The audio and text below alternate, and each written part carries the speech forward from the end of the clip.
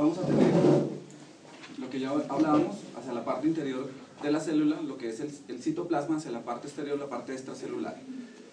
Tenemos, siempre vamos a tener lo que es la salida, ¿cierto?, de 3 iones de sodio y la entrada de 2 iones de potasio. ¿Listo? Durante este proceso pues se pierde energía, ¿cierto? Tenemos algo que se llama adenosintrifosfato, se produce una desfosforilación, ¿cierto? Se pierde un radical de fósforo y hacia la mitad del ciclo vamos a tener adenosindifosfato. Finalmente, con el proceso que se está generando, pues vuelve y se recupera la parte energética de la célula y al final volvemos a tener adenosintrifosfato en el proceso. Pero no olviden que la célula finalmente siempre, ¿qué está haciendo? Sacando sodio, ¿cierto? Y metiendo potasio. ¿Qué van a encontrar ustedes? Ustedes van a ver que hacia la parte patológica de la muerte celular, cuando veamos eventos cerebrovascular o cuando vean cómo se produce una hipopsia, ¿cierto?, que es la disminución de oxígeno hacia la parte celular, que las células, cuando dejan de percibir oxígeno, pues empiezan a llenarse de sodio, ¿cierto? No pueden expulsar normalmente el sodio, ¿cierto? Y eso hace que tengamos unos cambios en la parte imagenológica por tomografía y resonancia, que se va a ver, o que lo vamos a ver más adelante. ¿Listo?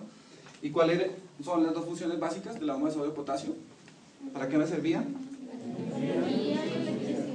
Energía y electricidad. ¿Listo? Que es importante que no olviden la cantidad que normalmente vamos a tener hacia la parte externa y hacia la parte interior de la célula en cuanto a la concentración de sodio y potasio. Hacia la parte externa, entonces, ¿qué más voy a tener? Hacia la parte externa lo que me abunda es sodio, ¿cierto? Porque es lo que la célula constantemente vive sacando. ¿Cuánto? Entre 140 y 148 kiloelectronvoltios.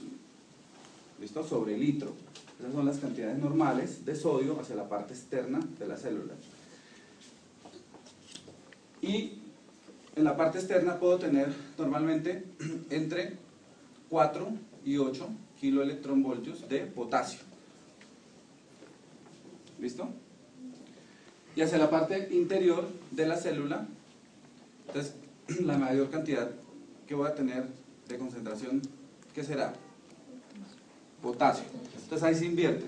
El potasio tengo normalmente entre 132 y 140 kiloelectronvoltios sobre litro, ¿cierto?, hacia la parte del citoplasma. Y de sodio normalmente puedo tener entre 8 y 12 kiloelectronvoltios sobre litro hacia la parte interna de la célula. Bueno, ya revisando las 4 cavidades cardíacas, las 4 válvulas que finalmente tenemos a nivel cardíaco, revisemos lo que es la parte del sistema eléctrico. Cuando yo hablo del sistema eléctrico, por favor, no olviden que el corazón, entre comillas, es autónomo, ¿cierto? Autónomo porque pues funciona por él solo.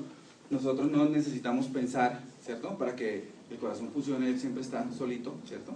Pero ese solito no es del todo cierto, pero sí es cierto que tenemos un sistema eléctrico. ¿Qué hará ese sistema eléctrico? Pues finalmente es el que se encarga de que el corazón pues se contraiga, ¿cierto?, y se relaje para ese ciclo del cual estábamos hablando ahorita, respecto a lo que es sístole y diástole, ¿no?, en la sumatoria para formar un ciclo cardíaco. ¿Ok? Pensemos que esto es como una pila incorporada al interior del corazón, pero esa pila pues trabaja por ella sola, pero finalmente está mediado por el sistema nervioso central y también está regulado por el sistema autónomo. ¿Listo? Que lo vamos a ver más adelante.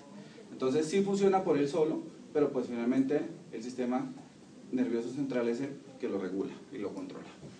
Vamos a tener 4 nodos, muchachos, que son los que les había anotado en el tablero: nodo sinusal, nodo auriculoventricular, haz de His y las ramas de Purkinje. Adicionalmente vamos a tener algo que es el haz de Bedman, que es el que ustedes ven acá, que es una rama que nace del nodo sinusal y pasa a la aurícula izquierda. ¿Ok? Entonces vean ustedes que esta lucecita no nos funciona acá. ¿A qué nivel encontramos el nodo sinusal? Aunque acá lo muestra un poco alto, a nivel de la cava superior, está en el piso de la aurícula derecha, ese nodo sinusal. El nodo aurículo-ventricular lo encontramos en la unión de la aurícula derecha y el ventrículo derecho. ¿Listo?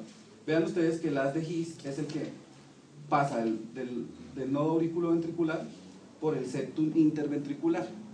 y más inferiormente, ¿qué hace? Se subdivide en dos ramas que son las que van a cada ventrículo. ¿Listo?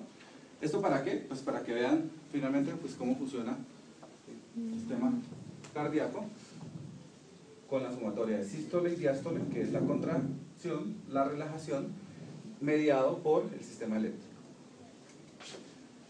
Bueno, entonces, ¿qué estructuras vasculares llegan a la aurícula derecha? Las dos cavas, ¿no? ¿Y las cavas qué recogen? Toda la sangre venosa del cuerpo, ¿cierto? Vemos que ahí confluye todo el sistema venoso. Cuando se llena entonces la aurícula derecha, ¿a dónde vierte? Al ventrículo derecho. Cuando el ventrículo derecho se llena y se contrae, ¿a dónde vierte? A la arteria pulmonar. ¿La arteria pulmonar a dónde lleva o conduce la sangre? A los pulmones, ¿cierto? ¿Y qué pasa en los pulmones? ¿Sí? Saca el CO2 y se adquiere oxígeno, ¿cierto? Cuando la sangre está totalmente oxigenada, ¿por dónde se recoge esa sangre? ¿Por dónde? Por las venas pulmonares. ¿Y las venas pulmonares a dónde llegan? ¿Qué estructura? A la aurícula izquierda. Cuando está llena la aurícula, ¿a dónde vierte? Al ventrículo izquierdo, ¿cierto? Y el ventrículo izquierdo cuando se llena, ¿a dónde eyecta la sangre? A la aorta. Y la aorta finalmente, ¿a dónde lleva la sangre oxigenada? A todo el cuerpo. A todo el cuerpo. ¿Listo? ¿Ese ciclo es claro para todos, muchachos? ¿Sí? ¿Alguien tiene alguna duda? ¿Es claro? Por acá, atrás. ¿Totalmente claro? Bueno, entonces, para hacer algo complementario respecto a lo que es ese ciclo, lo que vamos a realizar ahorita es un trazado electrocardiográfico normal, pues a eso le sumamos algo que se llama depolarización